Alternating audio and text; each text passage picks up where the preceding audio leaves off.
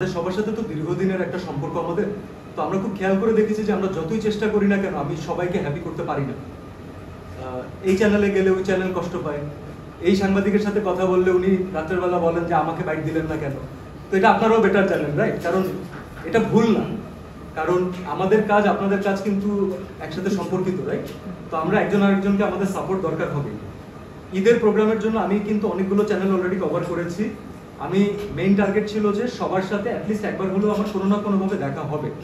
তবে এইবার আমাদের টিমটা আসলে এতটা ইয়াং টিম, যে টিমে মনে করেন আমি রাহিম আমরা হচ্ছি সিনিয়রদের কাতারে আছি, তো বাকি সবার বয়স আমাদের থেকে যথেষ্ট ছোট। এবং এটা অনেক ইম্পর্টেন্ট, কারণ যে নিউ জেনারেশন অফ অডিয়েন্স বাংলাদেশে তৈরি হয়েছে তাদের এজটাও কিন্তু এরকম। আমরা কিন্তু ওদেরকে বিশ্বাস করি, ওদের উপরে অনেক রেসপন্সিবিলিটি কম বয়সে, কিন্তু they made a beautiful plan.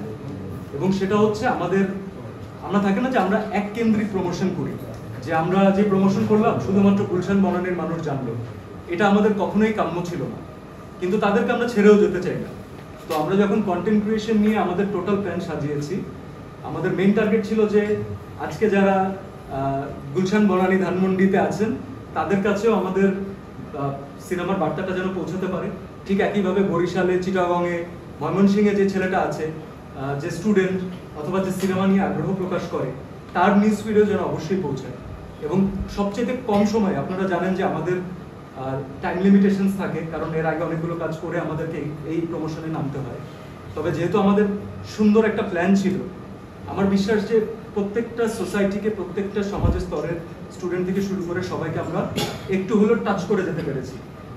এবং যতবার আমরা টাচ করেছি, আমরা একটা জিনিস ট্রাই করেছি, আমরা শুধুমাত্র নিজের সিনেমার কথা বলার ট্রাই করিনি, আমরা বাংলা সিনেমা দেখার জন্য তাদেরকে ইনভাইট করেছি। সো এটা যদি তাদেরকে মোটিভেট করে, আমি বলবো এটা আমাদের সমষ্টিগতভাবে আমরা একসাথে জিততে যাচ্ছি। তাহলে দ্যাটস ওয়াই এইবার সিনেমার হাইপ একটু বাকি বছরগুলোর থেকে একটু different, and I am really appreciating it, I am loving ইট।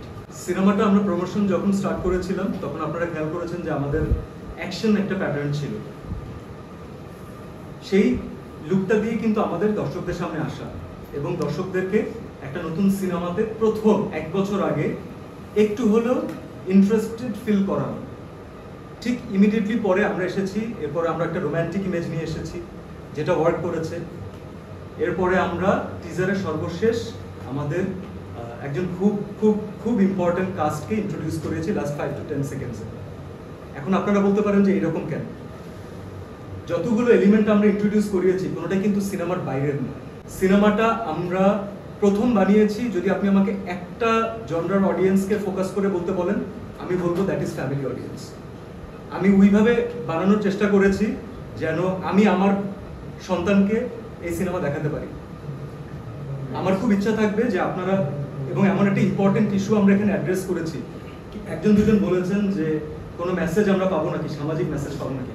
দেখুন, সিনেমাতে মেসেজ দিতে দিতে এই ধরনের কথা শুনতে শুনতে না আমাদের সিনেমা ইন্ডাস্ট্রি অনেকটা পিছিয়ে গেছে, যেখানে পৃথিবীর সব সিনেমা প্রথম ফোকাস হচ্ছে এন্টারটেইনমেন্ট।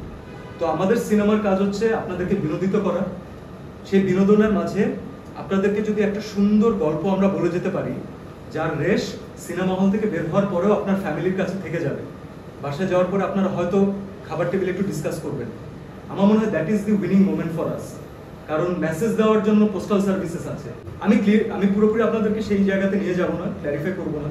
তবে আপনারা ভালো মতো জানেন, আরো বেশি জানবেন যে আপনারা কি এখানে অনেকেই তো সন্তানের বাবা আছেন, রাইট? আপনারা অনেকে জানেন, আমি নিজেও সন্তানের বাবা। তো আমি এটা বলতে পারি যে একজন এই মুহূর্তে সামগ্রিক বাংলাদেশের অবস্থানে একজন ছেলের বাবা হওয়া আর একজন মেয়ের বাবা হওয়ার মধ্যে কিন্তু পার্থক্য আছে।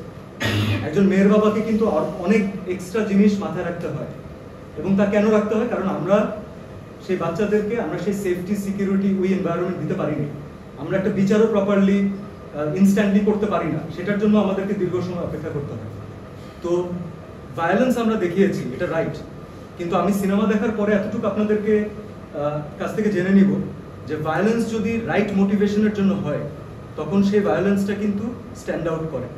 এবং এই মানুষটা, যে ক্যারেক্টারটাকে আপনারা দেখছেন, সে সোসাইটির রিপ্রেজেন্টেশন করে।